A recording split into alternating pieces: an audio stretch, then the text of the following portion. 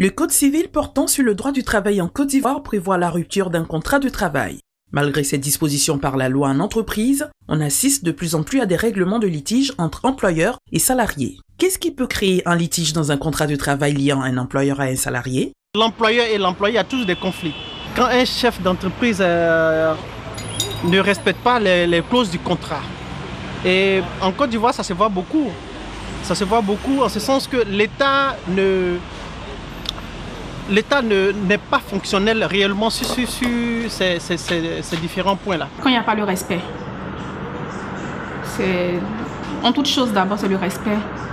D'abord qui peut créer, s'il n'y a pas le respect, ça peut vraiment créer un litige. Si c'est un homme qui est ton patron, ce qui peut créer un litige, si ton patron te veut, c'est-à-dire qu'il veut sortir avec toi et que tu ne veux pas, bien vrai que tu es déjà embauché, mais plus tard il te renvoie tranquille. Quelles sont les méthodes à tenir pour éviter un licenciement abusif? Pour ne pas être licencié, il faut d'abord que l'employé observe, n'est-ce pas, les clauses du contrat qui le lient avec l'employeur. C'est très important. Le premier pas, d'abord, respecter la clientèle, l'accueil de la clientèle. Il faut savoir prendre ta clientèle. Dans le domaine de la coiffure, vraiment, il y a beaucoup de choses. Ne pas être licencié, d'abord respecter les heures au travail et ensuite respecter ses supérieurs et avoir un bon rendement. Comment peut-on régler légalement un litige entre un employeur et un salarié? En Côte d'Ivoire, il y a la réglementation, c'est-à-dire il y a, comme on appelle ça, le ministère du Travail, il y a le tribunal du travail.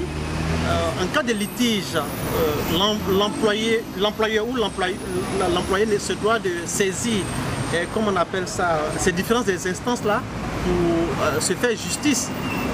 Je veux dire, pour se faire justice, pour réclamer ses droits, je veux dire. Chez nous, quand il y a un petit souci,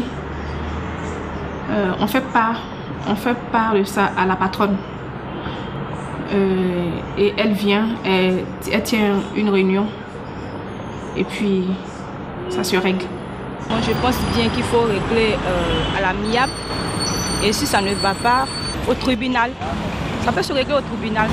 Le droit de rupture d'un contrat de travail est un acte légal, mais il doit se faire dans les conditions requises par le Code civil du droit ivoirien. Le règlement des litiges doit en effet respecter la législation ivoirienne pour que chacune des parties soit prise véritablement en compte et reparte satisfaite.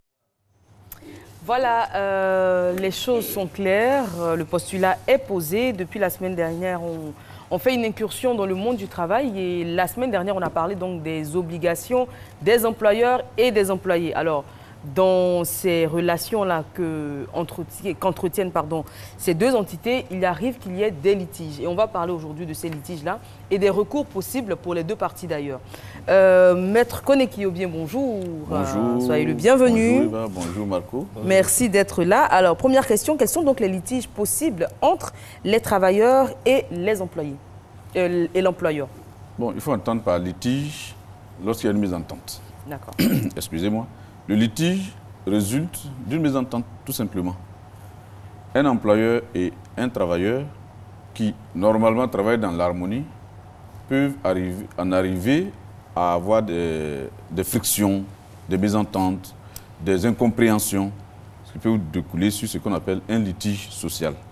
Et le Code de travail ivoirien définit le litige comme un différend individuel qui oppose en cours d'emploi ou à l'occasion de sa rupture de contrat de travail, un travailleur à son employeur ou un apprenti à son maître.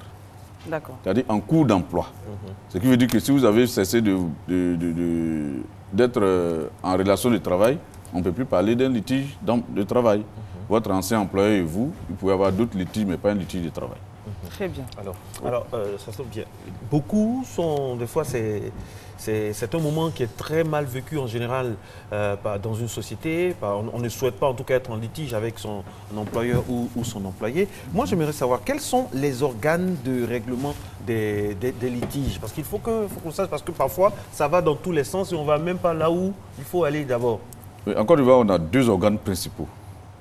de règlement des litiges. D'accord. Nous avons l'inspecteur du travail et le tribunal du travail. Exclusivement ces deux. Exclusivement ces deux. Inspecteur du travail et le tribunal du travail. Et par le passé, c'est-à-dire dans l'ancienne loi, l'ancien code du travail, bon, pas le tout récent, pas celui actuel, le code de 95, même celui d'avant, la saisine de l'inspection du travail était facultative. C'est-à-dire lorsqu'un litige naissait, on avait la possibilité de le porter devant l'inspecteur du travail ou aller directement devant le tribunal du travail. Mais avec la nouvelle loi de 2015, la saisine de l'inspection du travail est devenue obligatoire. C'est-à-dire que vous ne pouvez pas saisir le tribunal du travail tant que vous n'avez pas saisi l'inspecteur du travail. D'accord. L'inspecteur du travail est saisi dans le but d'avoir un règlement amiable, d'aboutir à un règlement amiable. Faire une conciliation entre les parties, voir si c'est possible. Et aujourd'hui, ça me permettra en même temps de faire une incursion sur la procédure. Vous avez un litige de travail. Vous saisissez obligatoirement, comme je le dis, l'inspection du travail. D'accord. Et l'inspection du travail a le devoir de faire une conciliation, a le devoir de trouver une solution amiable. Mais malheureusement, je le dis bien malheureusement, la loi telle qu'elle a été conçue, le législateur a cru bien faire de passer par une phase amiable avant la phase contentieuse. Parce que très souvent, par le passé, les gens disaient le tribunal du travail, c'est long, c'est lent, c'est difficile. C'est un milieu que tout le monde ne comprend pas. C'est un milieu qui a son langage propre. De sorte que le législateur a été amené à imposer cette phase préalable du règlement amiable. En ce moment, ce n'est pas encore le règlement contentieux, ce n'est pas argument contre argument. C'est de rapprocher les parties pour voir ce qui peut être sauvé. Mais malheureusement, à l'inspection du travail aujourd'hui, c'est le contraire très souvent qu'on constate. D'abord, la procédure qui était destinée à se raccourcir à l'inspection, cette procédure devient exagérément longue. Aujourd'hui, vous saisissez l'inspecteur du travail, c'est peut-être 3 mois, 4 mois après qu'on vous donne un procès verbal. De non-conciliation en plus. Imaginez-vous, à l'époque, vous pouviez saisir le tribunal du travail. Au bout d'un mois, 2 mois, vous avez eu une décision.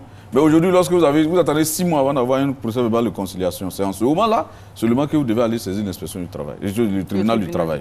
Donc l'inspection du travail est devenue un goulot d'étranglement. Il n'y a pas longtemps, on en parlait au niveau de la salle des avocats, entre avocats, nous causions.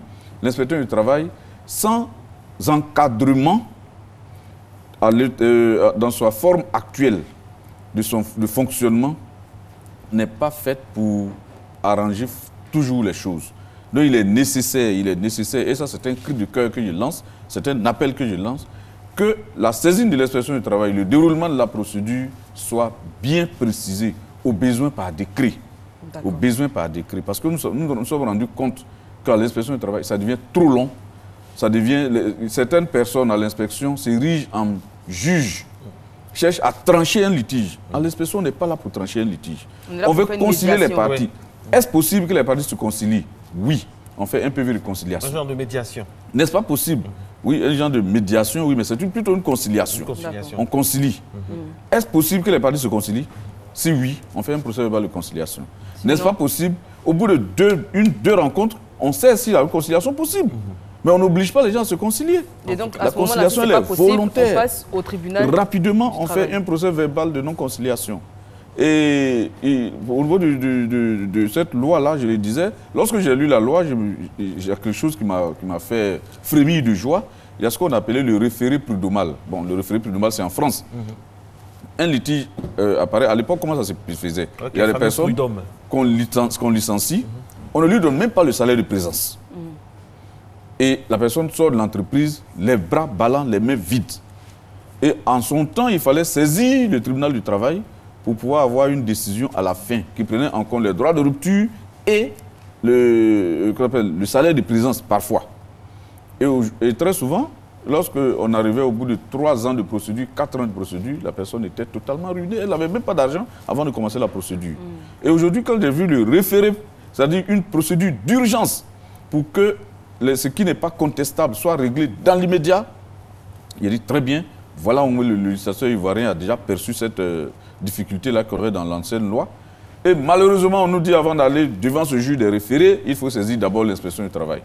Mais or, si c'est pas pour des besoins d'urgence qu'on saisit le juge pour une décision évidente, rapidement, s'il faut encore, c'est l'inspection du travail, mais finalement, on fait une chose, son contraire, ça allonge exagérément les procédures. Ça en rajoute au stress. Alors, absolument. Maître, vous qui êtes donc avocat et qui connaissez bien ces choses, quels sont en général les litiges les plus fréquents entre employeurs et employés? Est-ce que c'est le non-paiement par exemple, des salaires? Est-ce que ce sont des conditions de travail? Il y a le non-paiement du salaire, il y a le non-respect des conditions de travail par l'employé. Mais je vous assure, il y a des employés qui travaillent pour 2 entreprises. D'accord. La personne vous dit, bon, je sors, je vais faire une course, alors qu'elle s'en va se faire embaucher ailleurs.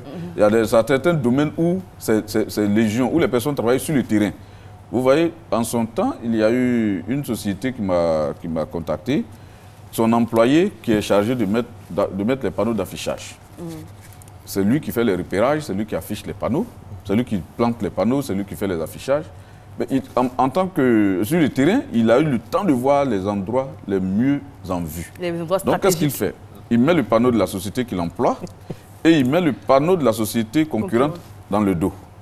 Alors que les 2 faces du panneau peuvent être utilisées. Oui. D'accord.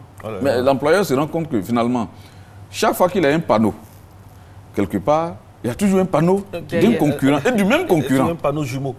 Et une fois, il a placé un second panneau qui bloquait la vue de quelqu'un. Et ces personnes-là ont appelé la société pour venir, ont appelé son numéro, parce qu'il a laissé son numéro de téléphone sur les plaquettes qu'on met en bas des panneaux. On appelle le numéro de téléphone, ça sonne dans le portable que lui a donné la société. Or, il se trouve que quand le portable de la société, le portable sonne, il y a un logiciel qui permet de savoir que telle personne est appelée. Et l'employeur qui se rend compte qu'en réalité, du moins, on somme cet employeur-là de venir enlever le panneau dans les 48 heures, parce qu'il y a une ordonnance du juge qui a été obtenue, sinon on va casser le panneau. L'employeur se rend sur les lieux, ce n'est pas son panneau. En ce moment, il cherche à mener une petite enquête interne. On se rend compte que c'est le même employé qui travaille pour les 2 sociétés. Ça, par exemple, c'est un cas de rupture. Ou bien le cas de l'abstinence au travail. Du moins, l'absentéisme. L'absentéisme. Ça peut arriver. Ça peut arriver. En fait, nous sommes dans la période du carême. C'est un mot qu'on prononce tous les jours. Exactement. Tous les jours. On a parlé de ça au début de l'émission Abstinence. Justement. Il n'y a pas de souci. Oui, j'ai entendu le mot. Voilà, c'est là qu'il est resté. Vous m'avez contaminé avec vous.